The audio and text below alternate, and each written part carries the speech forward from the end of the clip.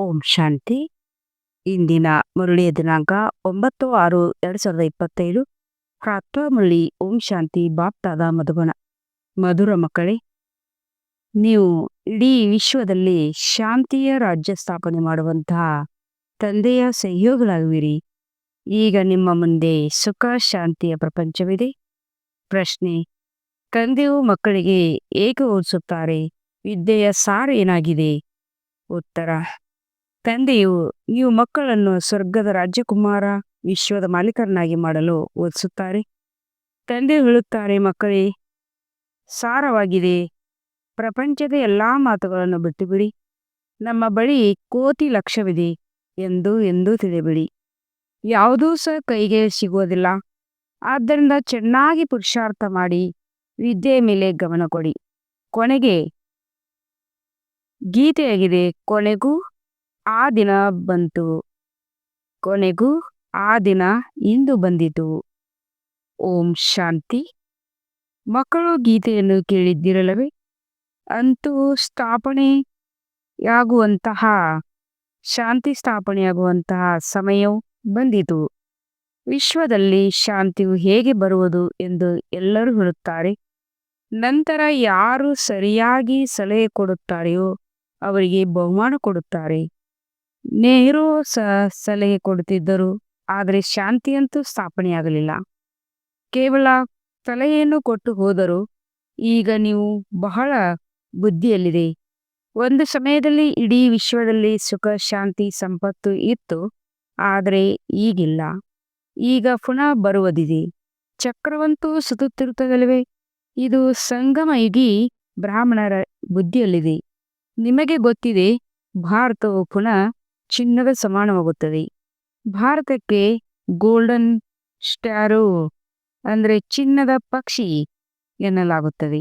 ಕೇವಲ ಹೇಳುವ ಸಲುವಾಗಿ ಮಹಿಮೆ ಮಾಡುತ್ತಾರೆ, ಆದರೆ ನೀವೀಗ ಪ್ರತ್ಯಕ್ಷವಾಗಿ ಪುರುಷಾರ್ಥ ಮಾಡುತ್ತಿದ್ದೀರಿ.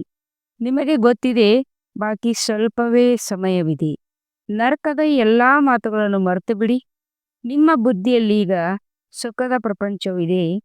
ಹೇಗೆ ಹಿಂದೆ ವಿದೇಶದಿಂದ ಬರುತ್ತಿದ್ದರು, ತಲುಪಲು ಇನ್ನೂ ಸ್ವಲ್ಪ ಸಮಯವಿದೆ ಎಂದು ತಿಳಿದಿದ್ದರು. ಹಿಂದೆ ವಿದೇಶದಿಂದ ಬರಲು ಬಹಳ ಸಮಯ ಹಿಡಿಸುತ್ತಿತ್ತು. ಈಗಂತೂ ವಿಮಾನಗಳಲ್ಲಿ ಬಹಳ ಬೇಗನೆ ತಲುಪುತ್ತಾರೆ. ಈಗ ನೀವು ಮಕ್ಕಳ ಬುದ್ಧಿಯಲ್ಲಿದೆ, ನಮ್ಮ ಸುಖದ ದಿನಗಳು ಬರಲಿವೆ. ಇದಕ್ಕಾಗಿ ನಾವು ಪುರುಷಾರ್ಥ ಮಾಡುತ್ತಿದ್ದೇವೆ. ತಂದೆಯು ಬಹಳ ಸಹಜವಾದ ಪುರುಷಾರ್ಥವನ್ನು ತಿಳಿಸಿದ್ದಾರೆ. ಡ್ರಾಮಾನುಸಾರ ಕಲ್ಪದ ಹಿಂದಿನಂತೆ ಇದು ನಿಶ್ಚಿತವಾಗಿದೆ. ನೀವು ದೇವತೆಗಳಾಗಿದ್ದೀರಿ. ದೇವತೆಗಳ ಎಷ್ಟೊಂದು ಮಂದಿರವನ್ನು ಕಟ್ಟುತ್ತಿದ್ದಾರೆ. ಈ ಮಂದಿರಗಳನ್ನು ಕಟ್ಟಿಸಿ ಏನು ಮಾಡುತ್ತಾರೆ? ಬಾಕಿ ಎಷ್ಟು ದಿನಗಳಿವೆ ಎಂಬುದು ನೀವು ಮಕ್ಕಳಿಗೆ ಗೊತ್ತಿದೆ. ನೀವು ಮಕ್ಕಳು ಜ್ಞಾನದ ಅಥಾರಿಟಿಯಾಗಿದ್ದೀರಿ. ಪರಂಪಿತ ಪರಮಾತ್ಮನು ಸರ್ವಶಕ್ತಿವಂತ, ಆಲ್ಮೈಟ್ ಅಥಾರಿಟಿ ಎಂದು ಹೇಳಲಾಗುತ್ತದೆ. ನೀವು ಜ್ಞಾನದ ಅಥಾರಿಟಿಯಾಗಿರುವಿರಿ. ಅವರು ಭಕ್ತಿಯ ಅಥಾರಿಟಿಯಾಗಿದ್ದಾರೆ. ತಂದೆಗೆ ಆಲ್ಮೈಟ್ ಅಥಾರಿಟಿ ಎಂದು ಹೇಳುತ್ತಾರೆ. ನೀವು ಮಕ್ಕಳು ನಂಬರ್ವಾರ್ ಪುರುಷಾರ್ಥದನುಸಾರ ಆಗುತ್ತಿದ್ದೀರಿ. ನಿಮಗೆ ಸೃಷ್ಟಿಯ ಆದಿ, ಮಧ್ಯ, ಅಂತ್ಯದ ಜ್ಞಾನವಿದೆ. ತಂದೆಯಿಂದ ಆಸ್ತಿಯನ್ನು ಪಡೆಯಲು ನಾವು ಪುರುಷಾರ್ಥ ಮಾಡುತ್ತಿದ್ದೇವೆಂದು ನಿಮಗೆ ಗೊತ್ತಿದೆ. ಯಾರು ಭಕ್ತಿಯ ಅಥಾರಿಟಿ ಇದ್ದಾರೆ ಅವರು ಎಲ್ಲರಿಗೂ ಭಕ್ತಿಯನ್ನು ತಿಳಿಸುತ್ತಾರೆ. ನೀವು ಜ್ಞಾನದ ಅಥಾರಿಟಿಯಾಗಿದ್ದೀರಿ. ಜ್ಞಾನವನ್ನು ತಿಳಿಸುತ್ತೀರಿ. ಸತ್ಯಯುಗದಲ್ಲಿ ಭಕ್ತಿ ಇರುವುದಿಲ್ಲ. ಒಬ್ಬರೂ ಸಹ ಪೂಜಾರಿಗಳಿರುವುದಿಲ್ಲ. ಎಲ್ಲರೂ ಪೂಜ್ಯರೇ ಆಗಿರುತ್ತಾರೆ. ಅರ್ಧಕಲ್ಪ ಪೂಜ್ಯ, ಅರ್ಧಕಲ್ಪ ಪೂಜಾರಿ. ಭಾರತವಾಸಿಗಳೇ ಪೂಜ್ಯರಾಗಿದ್ದರು. ಆಗ ಸ್ವರ್ಗವಿತ್ತು. ಈಗ ಭಾರತವು ಪೂಜಾರಿ ನರಕವಾಗಿದೆ. ನೀವು ಮಕ್ಕಳಿಗೆ ಪ್ರಾಕ್ಟಿಕಲ್ ಲೈಫ್ ಅಂದರೆ ಪ್ರತ್ಯಕ್ಷ ಜೀವನ ರೂಪಿಸಿಕೊಳ್ಳುತ್ತಿದ್ದೀರಿ. ನಂಬರ್ವಾರ್ ಪುರುಷಾರ್ಥದನುಸಾರ ಎಲ್ಲರಿಗೂ ತಿಳಿಸುತ್ತೀರಿ ಮತ್ತು ವೃದ್ಧಿಯನ್ನು ಹೊಂದುತ್ತೀರಿ. ಡ್ರಾಮಾದಲ್ಲಿ ಮೊದಲೇ ನೋಂದಣಿಯಾಗಿಬಿಟ್ಟಿದೆ. ಡ್ರಾಮಾ ನಿಮಗೆ ಪುರುಷಾರ್ಥ ಮಾಡಿಸುತ್ತದೆ, ನೀವು ಮಾಡುತ್ತೀರಿ. ಡ್ರಾಮಾದಲ್ಲಿ ನಮ್ಮದು ಅವಿನಾಶಿ ಪಾತ್ರವಿದೆ ಎಂಬುದು ನಿಮಗೆ ಗೊತ್ತಿದೆ. ಪ್ರಪಂಚದವರಿಗೆ ಈ ಮಾತುಗಳೇನೂ ಗೊತ್ತು. ನಮ್ಮದೇ ಡ್ರಾಮಾದಲ್ಲಿ ಪಾತ್ರವಿದೆ. ನಮ್ಮದು ಯಾವ ರೀತಿ ಪಾತ್ರವಿದೆ ಎಂದು ಯಾರು ಹೇಳುತ್ತಾರೆಯೋ ಅವರೇ ತಿಳಿದುಕೊಳ್ಳುತ್ತಾರೆ. ಈ ಸೃಷ್ಟಿ ಚಕ್ರವು ತಿರುಗುತ್ತಲೇ ಇದೆ. ಈ ಪ್ರಪಂಚದ ಇತಿಹಾಸವು, ಭೂಗೋಳವು ನಿಮ್ಮನ್ನು ಬಿಟ್ಟರೆ ಮತ್ತಾರಿಗೂ ಗೊತ್ತಿಲ್ಲ. ಸರ್ವಶ್ರೇಷ್ಠವಾಗಿರುವರು ಯಾರೆಂಬುದು ಪ್ರಪಂಚದಲ್ಲಿ ಯಾರಿಗೂ ಗೊತ್ತಿಲ್ಲ. ಋಷಿ ಮುನಿಗಳು ನಮಗೆ ಗೊತ್ತಿಲ್ಲವೆಂದು ನೇತಿ ನೇತಿ ಎಂದು ಹೇಳಿದರು. ಈಗ ನೀವು ಮಕ್ಕಳಿಗೆ ಗೊತ್ತಿದೆ. ರಚಯಿತ ತಂದೆಯಾಗಿದ್ದಾರೆ ಮತ್ತು ನಮಗೆ ಓದಿಸುತ್ತಿದ್ದಾರೆ. ಇಲ್ಲಿ ಕುಳಿತಿರುವಾಗ ಆತ್ಮಾಭಿಮಾನಿಯಾಗಿ ಕುಳಿತಿರಬೇಕೆಂದು ತಂದೆಯು ಮತ್ತೆ ಮತ್ತೆ ತಿಳಿಸಿದ್ದಾರೆ. ಒಬ್ಬ ತಂದೆ ರಾಜಯೋಗವನ್ನು ಕಲಿಸುತ್ತಾರೆ ಮತ್ತು ಸೃಷ್ಟಿಯ ಇತಿಹಾಸ ಭೂಗೋಳವನ್ನು ತಿಳಿಸುತ್ತಾರೆ. ತಂದೆ ಹೇಳುತ್ತಾರೆ, ನಾನೇನು ಥಾಟ್ ರೀಡರ್ ಅಲ್ಲ. ಇಷ್ಟು ದೊಡ್ಡ ಪ್ರಪಂಚವಿದೆ, ಇದನ್ನು ಏನು ರೀಡ್ ಮಾಡಲಿ? ಸ್ವಯಂ ತಂದೆ ತಿಳಿಸುತ್ತಾರೆ, ನಾನು ಡ್ರಾಮಾದ ನೋಂದಣಿ ಅನುಸಾರವೇ ನಿಮ್ಮನ್ನು ಪಾವನ ಮಾಡಲು ಬರುತ್ತೇನೆ. ಡ್ರಾಮಾದಲ್ಲಿ ನನ್ನ ಪಾತ್ರವೇನಿದೆಯೋ ಅದನ್ನೇ ಅಭಿನಯಿಸುತ್ತೇನೆ. ಉಳಿದಂತೆ ನಾನೇನು ಥಾಟ್ ರೀಡ್ ಮಾಡುವುದಿಲ್ಲ. ನಾನೇನು ಪಾತ್ರವನ್ನು ಅಭಿನಯಿಸುತ್ತೇನೆ ಮತ್ತು ನಿಮ್ಮದೇನು ಪಾತ್ರವಿದೆ ಎಂದು ತಿಳಿಸುತ್ತೇನೆ.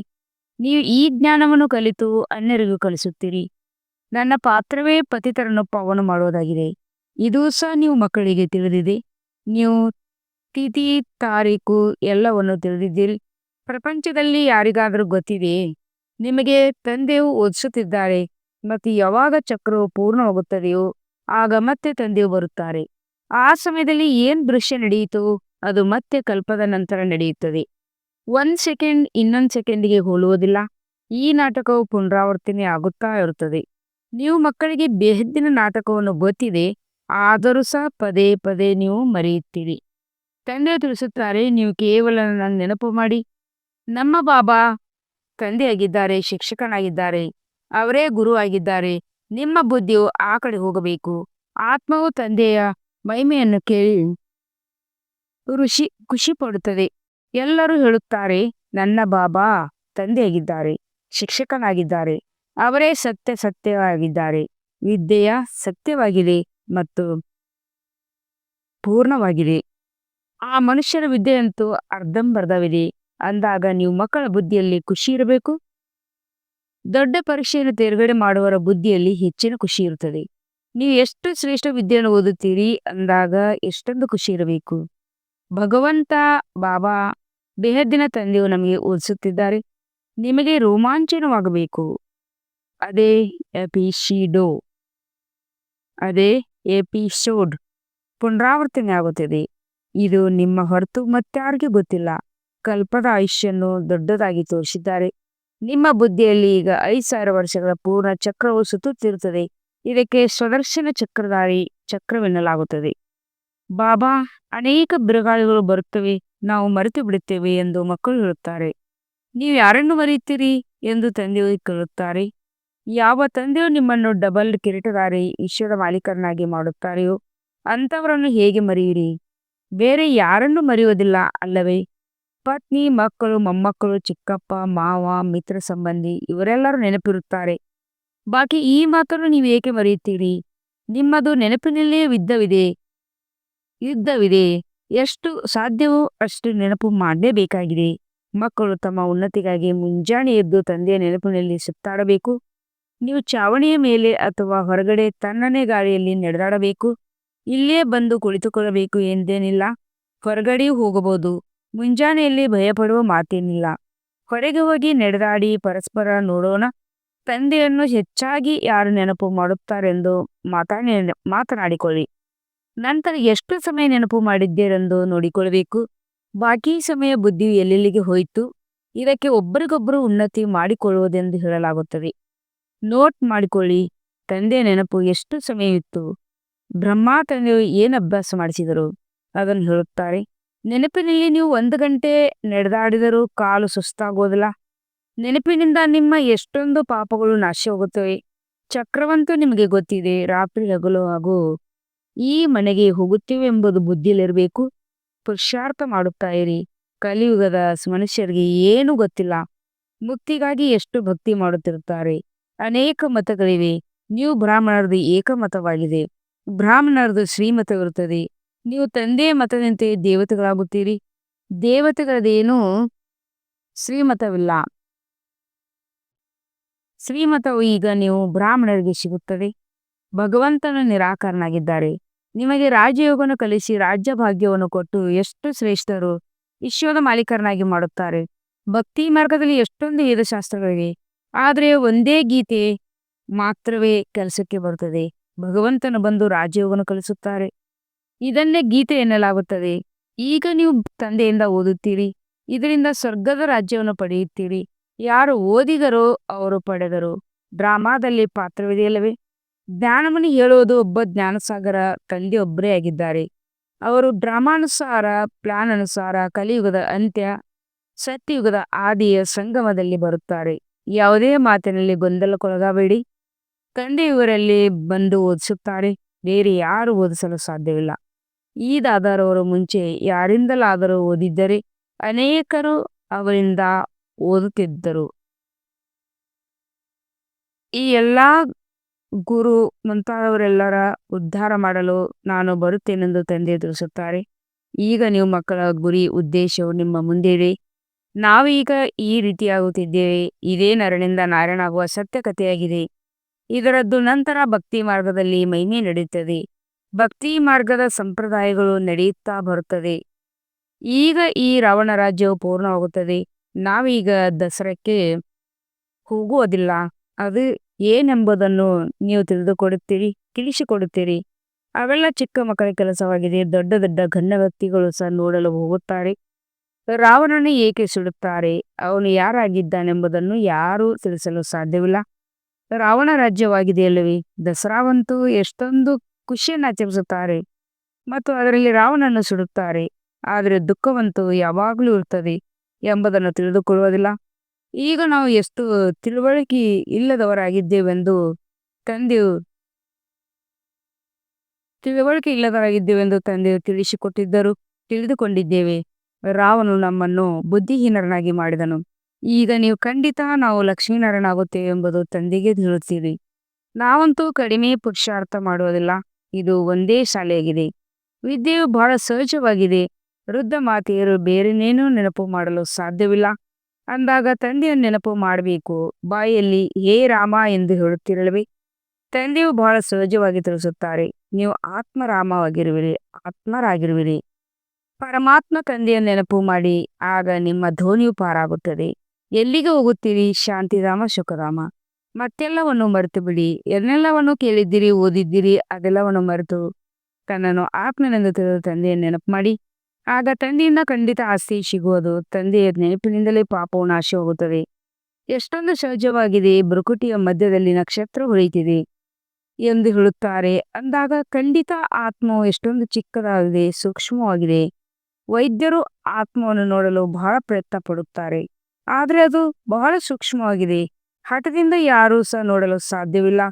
ತಂದೆಯು ಇದೇ ರೀತಿ ಬಿಂದುವಾಗಿದ್ದಾರೆ. ತಂದೆ ಹೇಳುತ್ತಾರೆ, ಹೇಗೆ ನೀವು ಸಾಧಾರಣವಾಗಿರುವರೋ ನಾನು ಸಹ ಸಾಧಾರಣವಾಗಿ ನಿಮಗೆ ಓದಿಸುತ್ತೇನೆ. ನಿಮಗೆ ಭಗವಂತ ಹೇಗೆ ಓದಿಸ್ತಾರೆಂಬುದು ಯಾರಿಗೂ ಗೊತ್ತೇ? ಕೃಷ್ಣನು ಓದಿಸುತ್ತಿದ್ದರೆ ಇಡೀ ಅಮೆರಿಕ, ಜಪಾನ್ ಎಲ್ಲಾ ಕಡೆಯಿಂದಲೂ ಬರುತ್ತಿದ್ದರು. ಅವನಲ್ಲಿ ಅಷ್ಟು ಆಕರ್ಷಣೆ ಇದೆ. ಕೃಷ್ಣನಲ್ಲಿ ಎಲ್ಲರಿಗೂ ಪ್ರೀತಿ ಇದೆ. ಈಗ ನೀವು ಮಕ್ಕಳಿಗೆ ನಾವು ಈ ರೀತಿ ಆಗುತ್ತಿದ್ದೆ ಎಂಬುದನ್ನು ಗೊತ್ತಿದೆ. ಕೃಷ್ಣನು ರಾಜಕುಮಾರನಾಗಿದ್ದಾನೆ. ಕೃಷ್ಣನನ್ನು ಮಡಲಿಗೆ ತೆಗೆದುಕೊಳ್ಳಲು ಬಯಸುತ್ತಾರೆ. ಅಂದ ಮೇಲೆ ಪುರುಷಾರ್ಥ ಮಾಡಬೇಕಾಗಿದೆ. ಇದರಲ್ಲಿ ದೊಡ್ಡ ಮಾತೇನಿಲ್ಲ. ತಂದೆಯು ಮಕ್ಕಳನ್ನು ಸ್ವರ್ಗದ ರಾಜ್ಕುಮಾರ್, ವಿಶ್ವದ ಮಾಲೀಕರನ್ನಾಗಿ ಮಾಡಲು ಊಹಿಸುತ್ತಿದ್ದಾರೆ. ತಂದೆಯು ತಿಳಿಸುತ್ತಾರೆ, ಮಕ್ಕಳೇ, ವಿದ್ಯೆಯ ಅಸಾರವಾಗಿದೆ. ಪ್ರಪಂಚದ ಎಲ್ಲಾ ಮಾತುಗಳನ್ನು ಬಿಟ್ಟು ಬಿಡಿ ಎಂದು ನಮ್ಮ ಬಳಿ ಕೋಟಿ ರೂಪಾಯಿಗಳಿವೆ, ಲಕ್ಷವಿದೆ ಎಂದು ತಿಳಿಯಬೇಡಿ. ಏನೂ ಸಹ ಕೈಗೆ ಸಿಗುವುದಿಲ್ಲ. ಆದ್ದರಿಂದ ಚೆನ್ನಾಗಿ ಪುರುಷಾರ್ಥ ಮಾಡಿ. ತಂದೆಯ ಬಳಿ ಬಂದಾಗ ತಂದೆಯು 8 ತಿಂಗಳಿನಿಂದ ಬರುತ್ತಿದ್ದೀರಿ. ಆದರೆ ಯಾವ ತಂದೆ ನಿಮಗೆ ಸ್ವರ್ಗದ ರಾಜ್ಯ ಭಾಗ್ಯವನ್ನು ಕೊಡುತ್ತಿದ್ದಾರೆ? ಅವರೊಂದಿಗೆ ಇಷ್ಟು ಸಮಯದಿಂದಲೂ ಮಿಲನ ಮಾಡಿಲ್ಲವೆಂದು ದೂರ ಕೊಡುತ್ತಾರೆ. ಆಗ ಮಕ್ಕಳು ಬಾಬಾ ಈ ರೀತಿ ಕೆಲಸ ಬಿಟ್ಟು ಬಂದು ಹೇಳುತ್ತಾರೆ, ಅರೆ, ನೀವು ಶರೀರ ಬಿಟ್ಟರೆ ಮತ್ತೆ ಇಲ್ಲಿ ಬರಲು ಹೇಗೆ ಸಾಧ್ಯ? ಈ ನೆಪಗಳು ಇಲ್ಲಿ ನಡೆಯುವುದಿಲ್ಲ ಎಂದು ತಂದೆ ತಿಳಿಸುತ್ತಾರೆ. ತಂದೆಯು ರಾಜ್ಯವನ್ನು ಕಲಿಸುತ್ತಿದ್ದಾರೆ. ಆದರೂ ನೀವು ಕಲಿಯುವುದಿಲ್ಲ. ಯಾರು ಬಹಳ ಭಕ್ತಿ ಮಾಡುತ್ತಾರೆಯೋ ಅವರಿಗೆ 7 ದಿನಗಳೇನು, 1 ದಿನದಲ್ಲಿಯೇ ಬಾಣವು ನಾಟುತ್ತದೆ. ಸೆಕೆಂಡ್ನಲ್ಲಿ ವಿಶ್ವದ ಮಾಲೀಕರಾಗಬಹುದು. ಇವರು ಅಂದ್ರೆ ಬ್ರಹ್ಮ ಸ್ವಯಂ ಅನುಭವಿ ಕುಳಿತಿದ್ದಾರೆ. ವಿನಾಶ ನೋಡಿದರು, ಚತುರ್ಭುಜ ರೂಪವನ್ನು ನೋಡಿದರು. ಆಗ ಅಹೋ, ನಾನೇ ವಿಶ್ವದ ಮಾಲೀಕನಾಗುತ್ತೇನೆಂದು ತಿಳಿದರು. ಸಾಕ್ಷಾತ್ಕಾರವಾಯಿತು, ಉಮಂಗ ಉತ್ಸವವಾಯಿತು. ನಂತರ ಎಲ್ಲವನ್ನು ಬಿಟ್ಟು ಬಿಟ್ಟರು. ಇಲ್ಲಿ ನೀವು ಮಕ್ಕಳಿಗೆ ತಂದೆಯು ವಿಶ್ವದ ರಾಜ್ಯಭಾಗ್ಯವನ್ನು ಕೊಡಲು ಬಂದಿದ್ದಾರೆಂದು ನಿಮಗೆ ತಿಳಿದಿದೆ. ಯಾವಾಗ ನಿಶ್ಚಯವಾಯಿತೆಂದು ತಂದೆ ಕೇಳಿದಾಗ 8 ತಿಂಗಳಾಯಿತೆಂದು ಹೇಳುತ್ತಾರೆ. ಮುಖ್ಯವಾದ ಮಾತು ನೆನಪು ಮತ್ತು ಜ್ಞಾನವಾಗಿದೆ ಎಂದೂ ತಂದೆ ತಿಳಿಸುತ್ತಾರೆ. ಬಾಕಿ ಸಾಕ್ಷಾತ್ಕಾರವೇನೂ ಪ್ರಯೋಜನವಿಲ್ಲ. ತಂದೆಯನ್ನು ಗುರುತಿಸಿದ ನಂತರ ಓದಲು ಆರಂಭಿಸಿ, ಆಗ ನೀವು ಈ ರೀತಿ ಆಗುತ್ತೀರಿ. ಇದನ್ನು ಯಾರಿಗಾದರೂ ತಿಳಿಸಲು ಜ್ಞಾನ ಬಿಂದುಗಳು ಸಹ ಸಿಗುತ್ತವೆ. ಬಹಳ ಮಧುರವಾಗಿ ತಿಳಿಸಿಕೊಡಿ. ಶಿವತಂದೆಯು ಪತಿತ ಪಾವನರಾಗಿದ್ದಾರೆ, ಪತಿತರನ್ನು ಪಾವನ ಮಾಡುವರಾಗಿದ್ದಾರೆ. ನನ್ನನ್ನು ನೆನಪು ಮಾಡಿ, ಆಗ ಪಾವನರಾಗಿ ಪಾವನ ಪ್ರಪಂಚದಿಂದ ಮಾಲೀಕರಾಗಿರಿ ಎಂದು ತಂದೆಯು ತಿಳಿಸುತ್ತಾರೆ.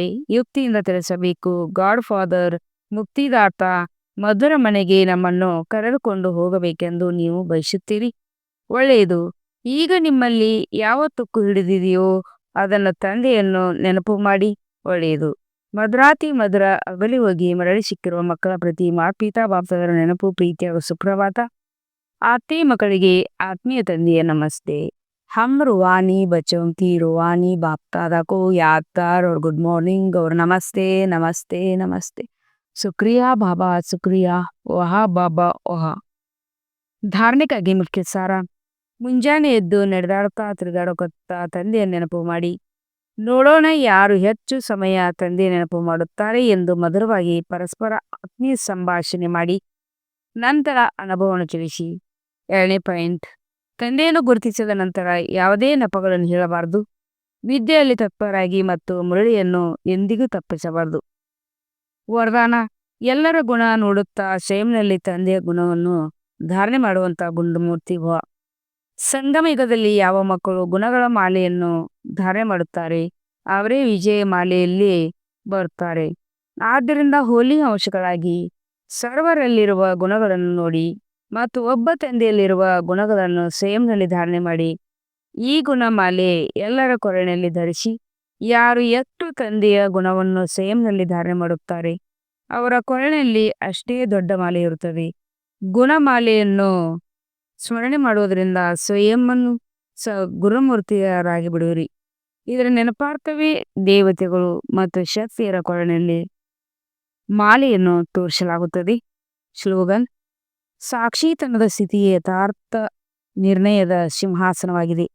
ಅವ್ಯಕ್ತ ಸೂಚನೆಗಳು: ಆತ್ಮಿಕ ಸ್ಥಿತಿಯಲ್ಲಿರುವಂಥ ಅಭ್ಯಾಸ ಮಾಡಿ ಅಂತರ್ಮುಖಿಯಾಗಿರಿ. ಅಂತರ್ಮುಖಿಯಾಗಿ ಜ್ಞಾನ ಮಾನನದ ಅಭ್ಯಾಸದ ಮೂಲಕ ಅಲೌಕಿಕ ಮಸ್ತಿಯಲ್ಲಿ ಸದಾ ಮಸ್ತರಾಗಿರಿ. ಆಗ ಈ ಪ್ರಪಂಚದ ಚಿಂತೆಗಳು ನಿಮ್ಮನ್ನು ತಮ್ಮ ಕಡೆ ಆಕರ್ಷಿತ ಮಾಡೋದಿಲ್ಲ. ಹೇಗೆ ಮಿಲಿಟರಿಯವರು ಅಂಡರ್ಗ್ರೌಂಡ್ ಹೊರಟು ಹೋಗುತ್ತಾರೆ ಎಂದರೆ ಹೊರಗಿನ ಬಾಂಬ್ನ ಪ್ರಕಾರ ಬೀಳುವುದಿಲ್ಲ, ಅದೇ ರೀತಿ ತಾವು ಅಂತರ್ಮುಖಿ ಅಂಡರ್ಗ್ರೌಂಡ್ ಆತ್ಮಿಕ ಸ್ಥಿತಿಯಲ್ಲಿರುವ ಅಭ್ಯಾಸ ಮಾಡಿ. ಬಹಿರ್ಮುಖತೆಯ ಮಾತುಗಳು ನಿಮಗೆ ತೊಂದರೆ ಮಾಡುವುದಿಲ್ಲ. ಓಂ ಶಾಂತಿ.